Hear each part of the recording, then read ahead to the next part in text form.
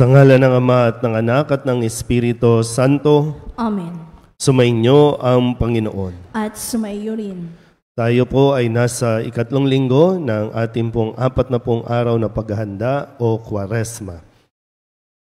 Mga kapatid, aminin natin ang ating mga kasalanan upang tayo'y maging marapat gumanap sa banal na pagdiriwang.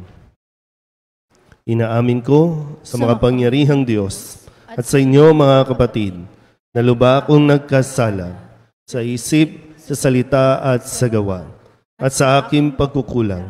Kaya isinasamo ko sa mahal na Birhen Maria, sa lahat ng mga anghel at mga banal, at sa inyo mga kapatid, na ako'y panalangin sa Panginoong ating Diyos. Kaawaan tayo ng makapangyarihang Diyos, patawarin tayo sa ating mga kasalanan, at patnubayan tayo sa buhay na walang hanggan. Amen.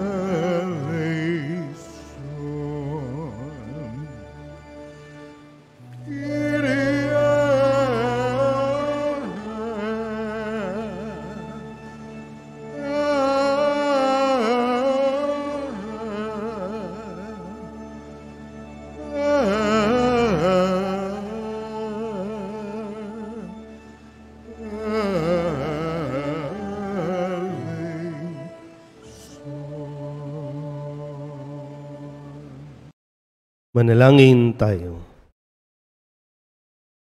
Ama naming makapangyarihan, ikaw ay maibigin at butihin sa tanan. Itinuturo mo na ang lunas sa kasalanan ay nasa kusang pagpapakasakit, pagdalangin at pagmamalasakit. Tunghayan mo ang aming pag-amin sa nagawang pagsuway upang sa pagpapatira pa ng aming budhi sa iyong harap, kami lagi mong maibangon dahil sa iyong pag-ibig na tapat sa pamamagitan ni Jesucristo, kasama ng Espiritu Santo, magpasawalang hanggan. Amen. Umupo ang lahat. Dahil sa matinding pagkauhaw sa ilang, sinumbatan ng mga Israelita si Moises at ang Diyos. Pinabukal ng Diyos ang tubig mula sa bato upang may mainom sila.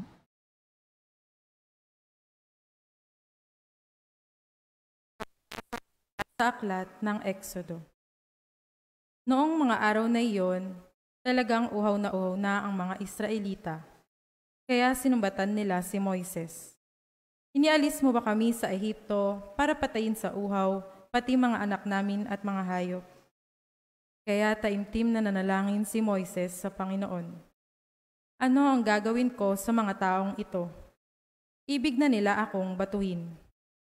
Sumagot ang Panginoon, magsama ka ng ilang pinuno ng sambahayan ng Israel at mauna kayo sa mga Israelita. Dalhin mo ang iyong tungkod na inihampas mo sa ilog at lumakad na kayo. Hihintayin ko kayo sa ibabaw ng malaking bato sa Horeb. Hampasin mo ito at bubukal ang tubig na maiinom ng mga tao. Gayon nga ang ginawa ni Moises, at ito ay nasaksihan ng mga kasama niyang leader ng Israel. Ang lugar na iyon ay pinangalanan nilang Masa at Meriba. Dahil sa dooy nagtalo-talo ang mga Israelita at sinubok nila ang Panginoon. Ang pinagtalunan nila ay kung pinapatnubayan sila ng Panginoon o hindi. Ang salita ng Diyos. Salamat sa Diyos. Salmong tugunan ang atin pong itutugon. Panginooy inyong dinggin, huwag niyo siyang salungatin. Tayo pong lahat. Panginooy inyong dinggin, huwag niyo siyang salungatin. Tayo ay lumapit sa ating Panginoon. Siya ay awitan. Ating papurihan ang batong kublihat natit kalakasan. Tayo ay lumapit sa kanyang harapan na may pasalamat. Siya ay purihin ng mga awiting may tula at galak. Tugon. Panginooy inyong dinggin, huwag niyo siyang salungatin. Tayo ay lumapit sa kanya'y sumamba at magbigay galang. Lumuhod sa harap nitong Panginoon, sa ati lumalang. Siya ang ating Diyos. Tayo ay kalinga niyang mga hirang. Mga tupa tayong inaalagaan. Tugon. Panginooy inyong dinggin, huwag niyo siyang salungatin. Ang kanyang salita ay ating pakinggan. Iyang inyong puso'y huwag patigasin, tulad ng ginawa ng inyong magulang nang nasa Meriba, sa ilang ng Masa. Ako ay tinuksot, doon ay sinubok ng inyong magulang. Bagamat nakita ang aking ginawang, silang nakinabang. Tugon. Panginooy inyong dinggin, huwag niyo siyang salungatin. Ang pag-ibig ng Diyos ay ganap na nahahayag kay Jesus, na nag-alay ng kanyang buhay para sa ating kaligtasan. Pagbasa mula sa sulat ni Apostol San Pablo sa mga taga-Roma. Mga kapatid, yamang napawalang sala na tayo dahil sa pananalig sa ating Panginoong Hesukristo. Sa pamamagitan niya'y mayroon na tayong kapanatagan sa harapan ng Diyos. Sa pamamagitan nga niya'y tinatamasan natin ang kagandahang loob ng Diyos at lubos tayong nagagalak sa ating pag-asa na makakasama sa kanyang kaluwalhatian. Hindi tayo nabibigo sa ating pag-asa, sapagkat ang pag-ibig ng Diyos ay binuhos sa ating mga puso sa pamamagitan ng Espiritu Santo na ipinagkaloob na sa atin.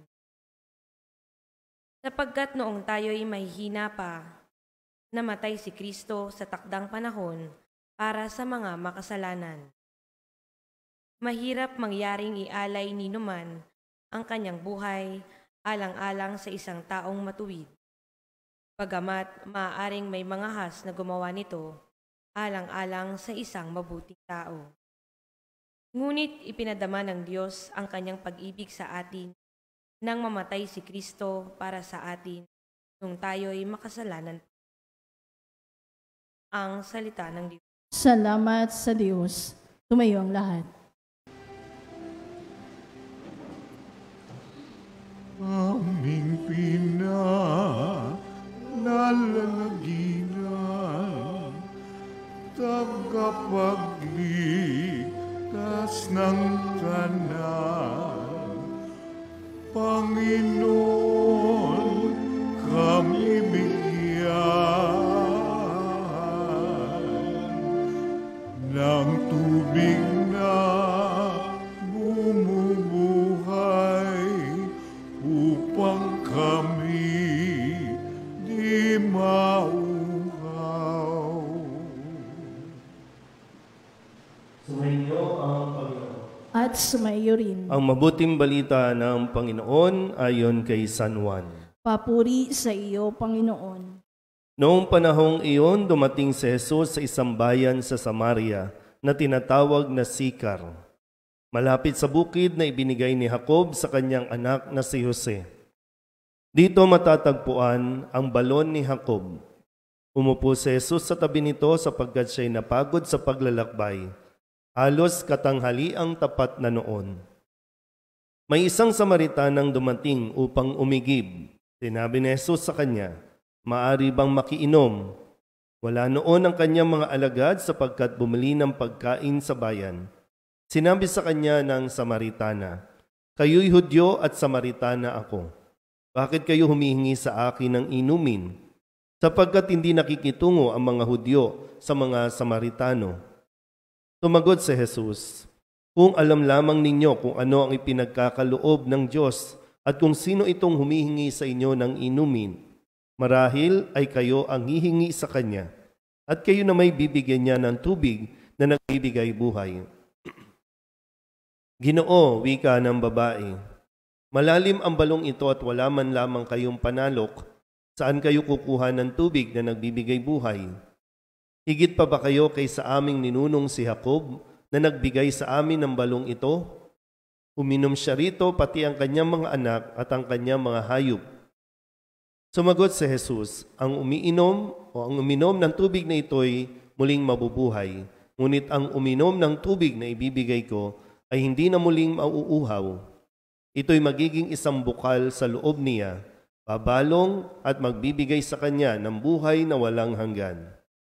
Sinabi ng babae, "Ginoo, kung gayon po'y bigyan ninyo ako ng tubig na sinasabi ninyo, nang hindi na ako mauhaw, ni pumarito pa upang sumalok. Umuwi ka at isama mo rito ang iyong asawa," wika ni Jesus. "Wala po akong asawa," anang babae. "Tama ang sinabi mong wala kang asawa," tugon ni Jesus. "Sapagkat 5 na ang iyong naging asawa, at ang kinakasama mo ngayon ay hindi mo asawa. Totoo ang sinabi mo." Sinabi ng babae, "Ginoo, sa wari ko'y propeta kayo. Dito sa bundok na ito, sumamba sa Diyos ang aming mga magulang, ngunit sinabi ninyong mga Hudyo na sa Jerusalem lamang dapat sambahin ang Diyos." Tinugon siya ni Jesus, "Maniwala ka sa akin, ginang. Dumarating na ang panahon na sasambahin ninyo ang Ama, hindi lamang sa bundok na ito o sa Jerusalem. Hindi ninyo nakikilala ang inyong sinasamba, ngunit nakikilala namin ang aming sinasamba. Sapagkat ang kaligtasan ay galing sa mga Hudyo. Ngunit dumarating na ang panahon, ngayon na nga, na ang mga tunay na sumasamba sa Ama ay sasamba sa Kanya sa Espiritu at sa katotohanan, sapagkat ito ang hinahanap ng Ama sa mga sumasamba sa Kanya. Ang Diyos ay Espiritu, kaya dapat siyang sambahin sa Espiritu at sa katotohanan." Sinabi ng babae, "Nalalaman ko pong paririto ang Mesiyas, ang tinatawag na Kristo. Pagparito niya, siya ang magpapahayag sa atin ng lahat ng bagay. Akong nagsasalita sa iyo ang tinutukoy mo," sabi ni Jesus. Dumating ang sandaling iyon, ang kanyang mga alagad. Nabigla sila nang makitang nakikipag-usap siya sa isang babae. Ngunit isa man sa kanila'y walang nagtanong kung ano ang ibig ni Jesus o kaya'y kung bakit siya nakikipag-usap sa babae. Iniwan ng babae ang kanyang banga, bumalik sa bayan at sinabi sa mga taga roon, "Halika kayo, tingnan ninyo ang taong nagsabi sa akin ng lahat ng ginawa ko. Siya na kaya ang Kristo?" Kaya't lumabas sila ng bayan at nagpunta kay Jesus. Samantala, makailang ulit na sinabi sa kanya ng mga alagad, "Rabay, kumain na po kayo." Ngunit sumagot siya, "Ako'y may pagkaing hindi ninyo alam." Kaya't nag-usap-usap ang mga alagad, "May nagdala kaya sa kanya ng pagkain?" Sinabi sa kanila ni Jesus, "Ang pagkain ko'y ang tuparin ang kalooban ng nagsugo sa akin at ganapin ang ipinagagawa niya. Hindi ba sinasabi ninyo 4 na buwan pa at anihan na? Sinasabi ko sa inyo, masdan ninyo ang mga bukid, hinog na at handa ng anihin. Ang gumagapas ay tumatanggap ng upa at nagtitipon ng bunga para sa buhay na walang hanggan. Kaya't magkasamang nagagalak ang naghahasik at ang nag-aani. Kaya totoo ang kasabihang, iba ang naghahasik at iba naman ang nag-aani. Tinugo ko kayo upang anihin ang hindi ninyo inihasik. Nagpagalang iba at kayo ang nag-aani sa kanilang pinagpagalan. Maraming Samaritano sa bayang yaon ang sumampalataya kay Jesus dahil sa patotoong ito ng babae. Sinabi niya sa akin ang lahat ng aking ginawa. Kaya't paglapit ng mga Samaritano kay Jesus, hiniling nila na tumigil muna siya roon at nanatili siya roon ng 2 araw. At marami pang sumampalataya nang mapakinggan siya. Sinabi nila sa babae, nananampalataya kami ngayon, hindi na dahil sa sinabi mo, kundi dahil sa narinig namin sa Kanya. Nakilala namin siya nga ang tagapagligtas ng sanlibutan. Ang mabuting balita ng Panginoon. Pinupuri ka namin, Panginoong Hesukristo. Umupo ang lahat. Isang magandang umaga po sa inyong lahat. Sa haba ng ating pong kwento sa Ebanghelyo, hanggang saan ang inyong nakayang tanggapin? Umpisa lang, tapos wala na, lutang na ulit. Hanggang saan ang kwento na inyo pong matatandaan? Sige, mag-usap muna kayong magkatabi. Hanggang saan ang naaalala ninyong kwento? Minsan kayo sa kahabaan, madaling mapukaw, madaling maagaw ng mga iniisip natin. Kung anong pupuntahan mo mamaya, ano ang lulutuin mamaya, ano ang inaalala mo mamaya. Kaya tuloy, nakakalimutan natin lagi yung kung ano ang aral na nais na ibigay sa atin ngayon. Tayo po ay nasa 3 linggo ng atin pong paglalakbay.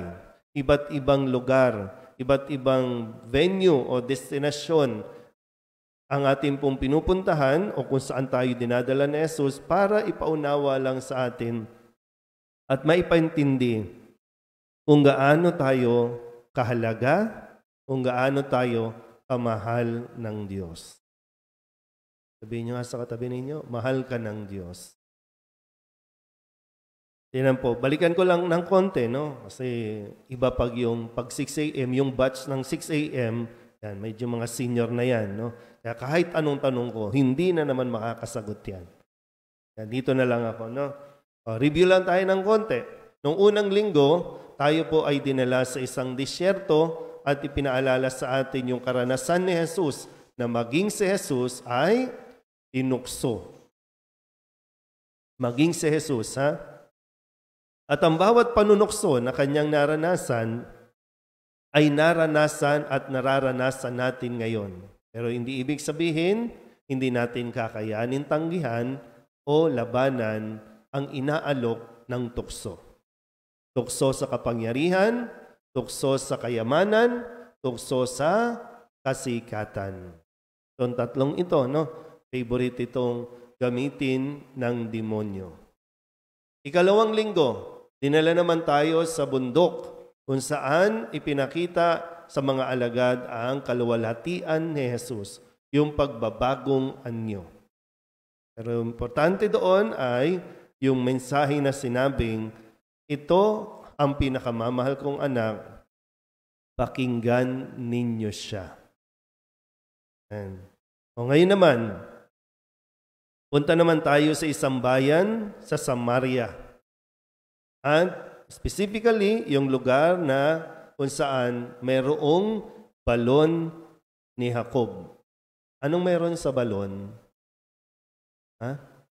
Tubig. No?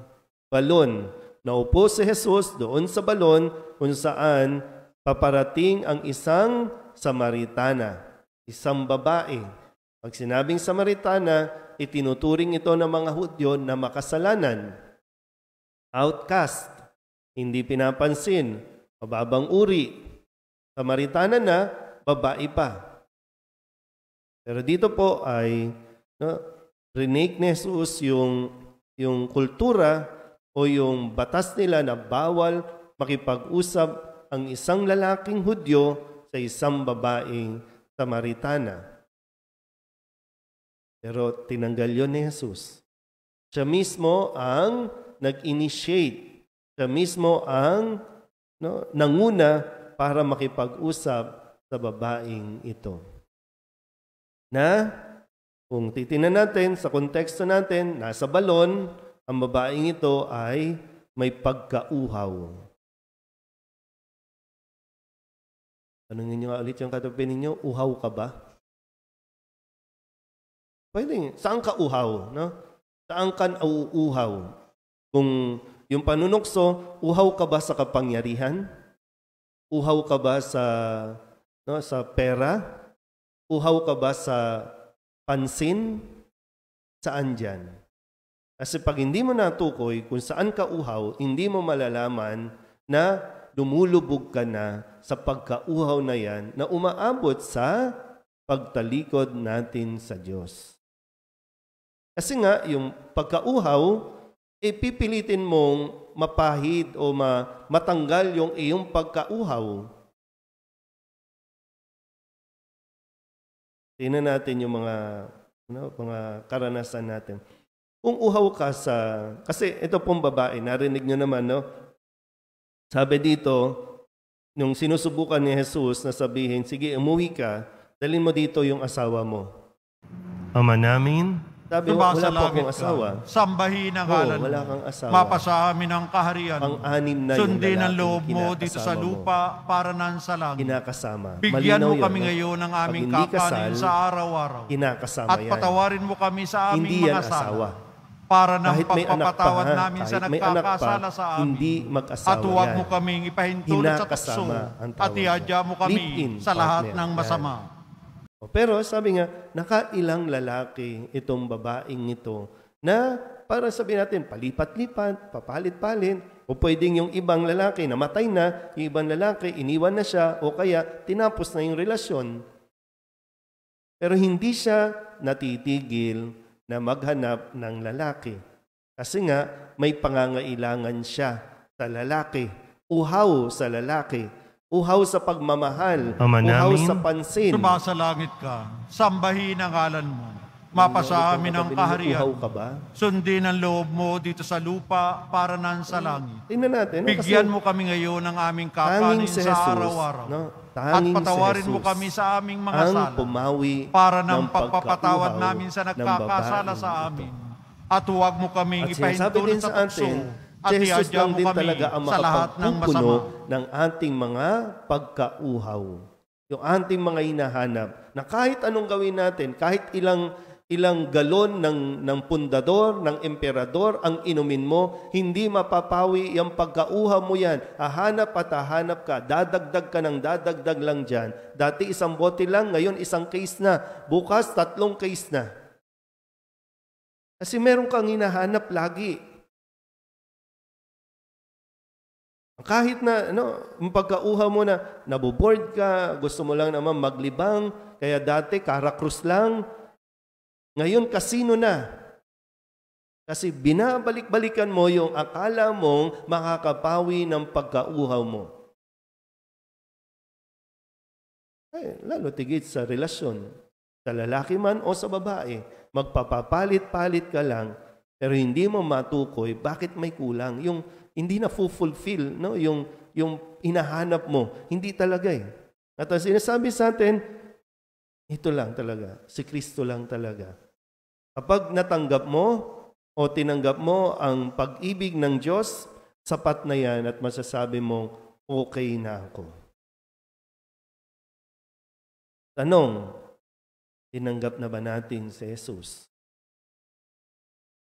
Kahit nagsisimba tayo, kahit ano pang debosyon ang ginagawa natin, pag hindi mo tinanggap si Jesus, hahanap at hahanap ka ng lalaki.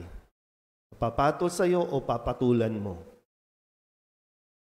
Hanap ka ng hahanap ng kung anumang bisyo na inaakala mo magpapasaya sa iyo. Hindi pa naman mabuti, ha? Kaya nga nasa panahon tayo ng Kwaresma para mas magkaroon tayo ng malalim na pagninilay. Kapag pagnilayan natin at nakita na natin kung saan tayo dinala ng ating mga pagkauhaw, umalik tayo sa Diyos. Tanging si Jesus ang papawi ating mga pagkauhaw sa buhay. Amen? Magsitayo ang lahat. Ipahayag natin ang ating pananampalataya. Sumasampalataya ako sa Diyos amang makapangyarihan sa lahat na may gawa ng langit at lupa. Sumasampalataya ako kay Jesucristo, iisang anak ng Diyos, Panginoon nating lahat, Nagkatawang tao siya lalang ng Espiritu Santo, ipinanganak ni Santa Mariang Birhen, pinagpakasakit ni Poncio Pilato, ipinako sa krus na matay inilibing, nanaog sa kinaroroonan ng mga yumao, nang may 3 araw na buhay na mag-uli, umakyat sa langit, naluluklok sa kanan ng Diyos Amang makapangyarihan sa lahat, doon magmumulang paririto at huhukom sa nangabubuhay at nangamatay na tao. Sumasampalataya naman ako sa Diyos Espiritu Santo, sa banal na simbahang katolika, sa kasamahan ng mga banal, sa kapatawaran ng mga kasalanan, sa pagkabuhay na muli ng nangamatay na tao, at sa buhay na walang hanggan. Amen. Mga kapatid, tunay nga ang ating Panginoon, ang ating manunubos. Manalangin tayo ngayon sa Diyos Ama upang tayo makasalok sa tubig ng buhay. Siyang papawi sa ating pagkauhaw. Ang ating itutugon, O Diyos, Ikaw ang aming tubig ng buhay. O Diyos, Ikaw ang aming tubig ng buhay. Tulungan mo ang mga pinuno ng aming simbahang maging daluyan ng tubig ng buhay sa kanilang ministeryo at paglilingkod sa kawang nasa kanilang pangangalaga. Kami dumadalangin. O Diyos, Ikaw ang aming tubig ng buhay. Patirin mo ang pagkauhaw ng kalooban ng aming mga pinunong nasyonal at lokal upang sila'y maging maawain at mahabagin sa kanilang pampubliko at pribadong buhay. Kami dumadalangin. O Diyos, Ikaw ang aming tubig ng buhay. Maging bukal ng pag-ibig nawa ng bawat pamilya, Ikaw na tubig ng buhay, upang bawat magulang, anak, kapatid at kamag-anak ay maging daluyan ng pagpapatawad at pagkakasundo. Kami dumadalangin. O Diyos, Ikaw ang aming tubig ng buhay. Pasalukin mo nawa ang aming mga minamahal na yumao ng buhay na walang hanggan sa iyong pag-ibig, Ama. Kami dumadalangin. O Diyos, Ikaw ang aming tubig ng buhay. Idulog din natin sa Panginoon ang ating mga personal na kahilingan at mga panalangin para sa ating mga pamilya. Ganon din ang lahat ng mga kahilingan ng mga nanonood sa online, lahat ng mga misang pasasalamat, natatanging kahilingan para sa agarang paggaling ng mga may sakit, lahat ng mga kaluluwa na inihiling na ipagdasal sa misang ito. Sundin ang loob mo dito sa lupa para nan sa langit. Bigyan mo kami ngayon ng aming kakanin sa araw-araw. At patawarin mo kami ang lahat sa ng ito aming inihiling mga namin sa ngalan ni Kristo, aming Panginoon. Amen. Umupo ang lahat. At huwag mo kaming ipahintulot sa tukso at ihadya mo kami sa lahat ng masama.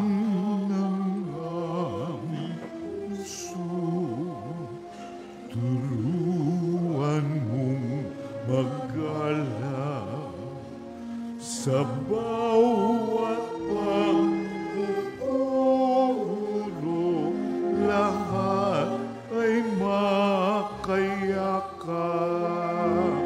Buksan ang aming isip, sikatan ng liwanag ng pusang matang kilig, tungkuling naman buksan ang aming palad, sarili marialay. Tulungan mong ihanap kami ng bagong malay. Manalangin kayo mga kapatid upang paghahain natin ay kalugdan ng Diyos Amang makapangyarihan. Tanggapin nawa ng Panginoon itong paghahain sa iyong mga kamay, sa kapurihan niya at karangalan sa ating kapakinabangan at sa buong sambayanan niyang banal. Ama naming lumikha, kalugdan mo ang aming paghahain upang ang mga kasalanan naming inihingi ng kapatawaran sa iyo ay matutuhan din naming ipatawad sa kapwa-tao sa pamamagitan ni Jesucristo kasama ng Espiritu Santo magpasawalang hanggan. Amen. Sumainyo ang Panginoon. At sumayo rin. Itaas sa Diyos ang inyong puso at diwa. Itinaas na namin sa Panginoon. Pasalamatan natin ang Panginoong ating Diyos. Marapat na siya ay pasalamatan. Ama naming makapangyarihan, tunay ngang marapat na ikaw ay aming pasalamatan sa pamamagitan ni Jesucristo na aming Panginoon, sa kanyang paghingi ng tubig sa babaeng taga-Samaria, kanyang ipinagkaloob ang pananalig upang ang nilapitan niya ay sumampalataya. Sa pagkauhaw ng iyong anak, kanyang masiding hinahangad na ang pag-ibig mo'y maipakilala sa mga sumasampalataya sa kanya. Kaya kaysa ng mga anghel nagsisiawit ng papuri sa iyo, nang walang humpay sa kalangitan, kami nagbubunyi sa iyong kadakilaan.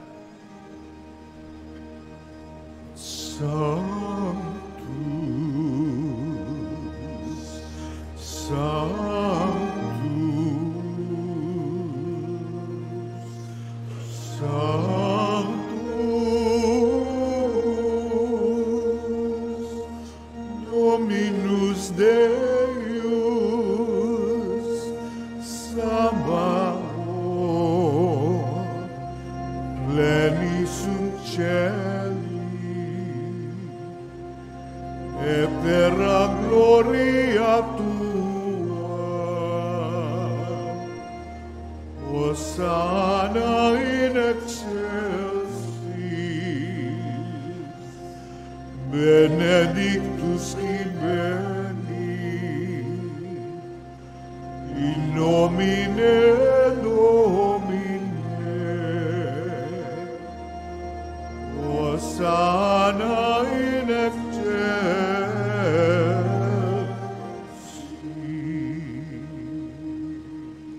Huwag ng lahat.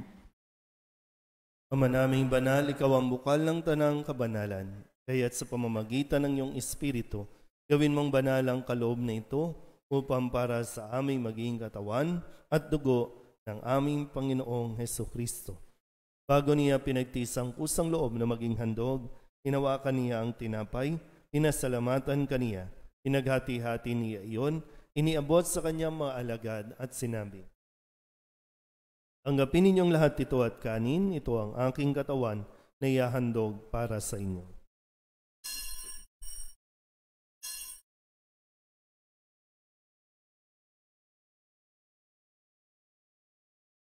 Gayun din naman nang matapos ang hapunan, hinawakan niya ang kalis, muli kaniyang pinasalamatan. Iniabot niya ang kalis sa kanyang alagad at sinabi, "Tanggapin ninyong lahat ito at inumin. Ito ang kalis ng aking dugo, ng bago at walang hanggang tipan, ang aking dugo na ibubuhos para sa inyo at para sa lahat sa ikapagpapatawad ng mga kasalanan. Gawin ninyo ito sa pag-alaala sa akin."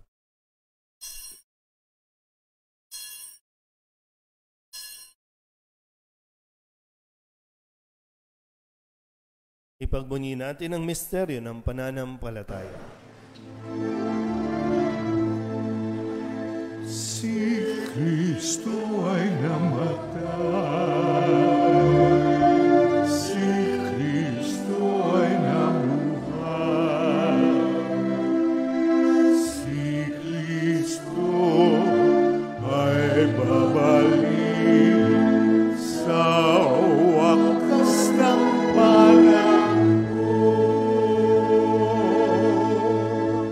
Ama, ginagawa namin ngayon ang pag-alaala sa pagkamatay at muling pagkabuhay ng iyong anak, kaya tiniaalay namin sa iyo ang tinapay na nagbibigay buhay at ang kalis na nagkakaloob ng kaligtasan. Kami nagpapasalamat dahil kami iyong minarapat na tumayo sa harap mo para maglingkod sa iyo. Sinasamo namin kami magsasalo-salo sa katawan ng tugon ni Kristo ay mabuklod sa pagkakaisa sa pamamagitan ng Espiritu Santo. Ama, lingapin mo ang iyong simbahang laganap sa buong daigdig. Puspusin mo kami sa pag-ibig kay San Francisco na aming Papa at ni Jose na aming Obispo at ng Tanang Kaparian. Alalahanin mo rin ang mga kapatid naming nahimlay na may pag-asang sila'y muling mabubuhay, kaya hindi ng lahat ng mga pumanaw. Kawaan mo sila at patuloyin sa iyong kaliwanagan. Kawaan mo at pagindapating kaming lahat na makasalo sa iyong buhay na walang wakas. Kaysa na mahal na Birhen Maria na Ina ng Diyos, ng kabiyak ng puso niyang sa San Jose, kaysa ng mga apostol at ng lahat ng mga banal na namuhay dito sa daigdig ng kalugod-lugod sa iyo, may pagdiwang nawa namin ang papupuri sa ikararangal mo sa pamamagitan ng iyong anak, aming Panginoong Hesukristo. Sa pamamagitan ni Kristo, kasama niya at sa Kanya, ang lahat ng parangal at papuri ay sa iyo, Diyos Amang makapangyarihan, kasama ng Espiritu Santo, magpasawalang hanggan. Amen. Amen. Amen.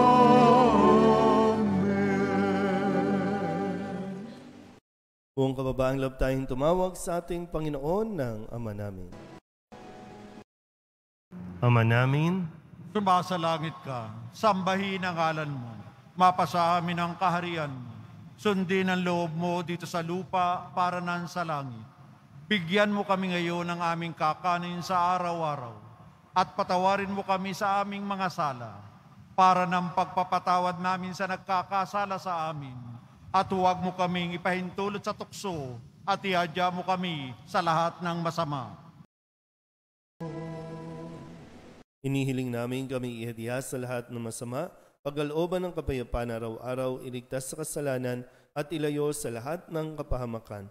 Samantalang aming pinananabikan ang dakilang araw ng pagpapahayag ng tagapagligtas naming sa Jesucristo. Sapagkat sa'yo nagmumula ang kaharian at kapangyarihan at kaluwalhatian magpasawalang hanggan. Panginoong Jesucristo, sinabi mo sa iyong mga apostol, kapayapaan ang iniiwan ko sa inyo, aking kapayapaan ang binibigay ko sa inyo. Tunghayin mo ang aming pananampalataya at huwag ang aming mga pagkakasala. Pagkalooban mo kami ng kapayapaan at pagkakaisa ayon sa iyong kalooban, kasama ng Espiritu Santo, magpasawalang hanggan. Amen. Ang kapayapaan ng Panginoon ay laging sumainyo. At sumaiyo rin. Magbigayan po tayo ng kapayapaan sa isa't isa.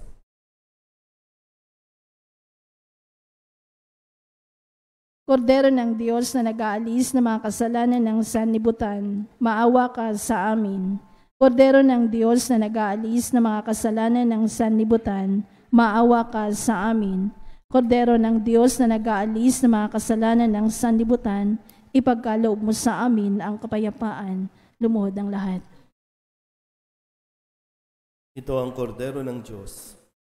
Ito ang nag-aalis ng kasalanan ng sanlibutan.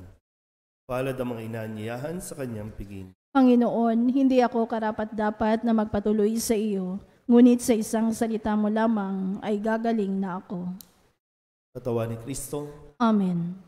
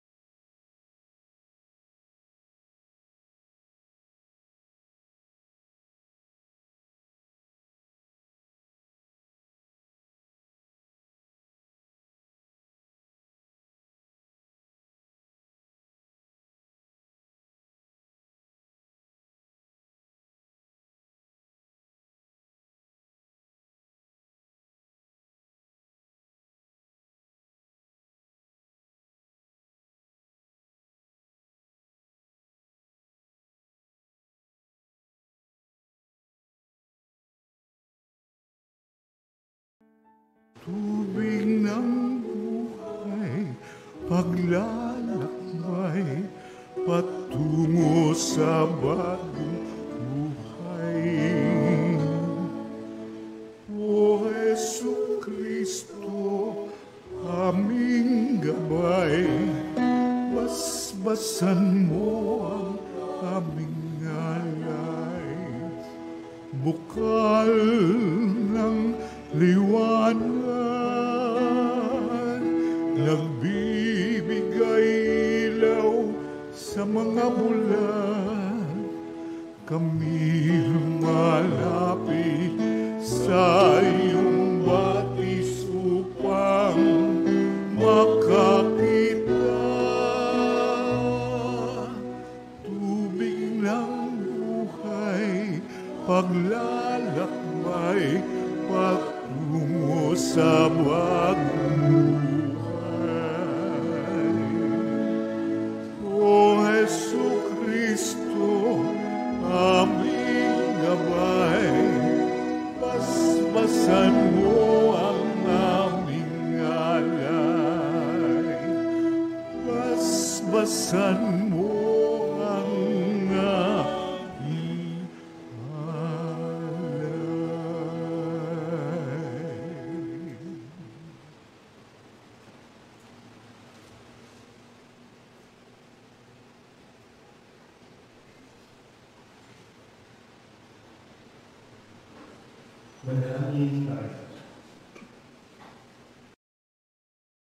Ama naming mapagmahal, sa pakikinabang namin sa iyong banal na piging, pinagsaluhan namin ang bigay mong pagkain.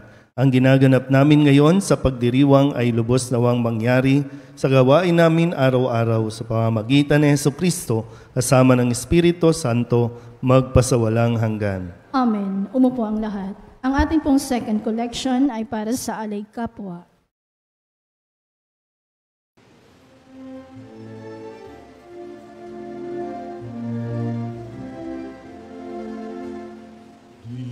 Ba't sadyang may kapwa ang sarili, dapat kainan ng pagsisilbi, at namangha ligaya'y dadalisay, magsakapwa buhay mo ay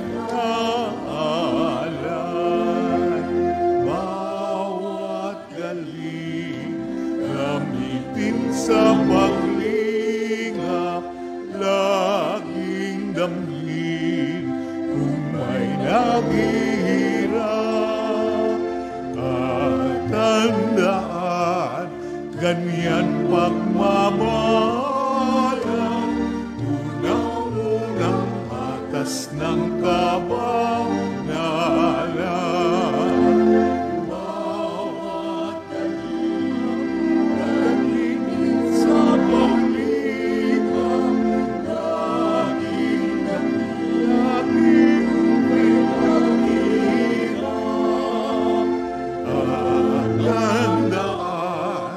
Kanyang pagmamahalan, unang-unang batas ng kabanalan.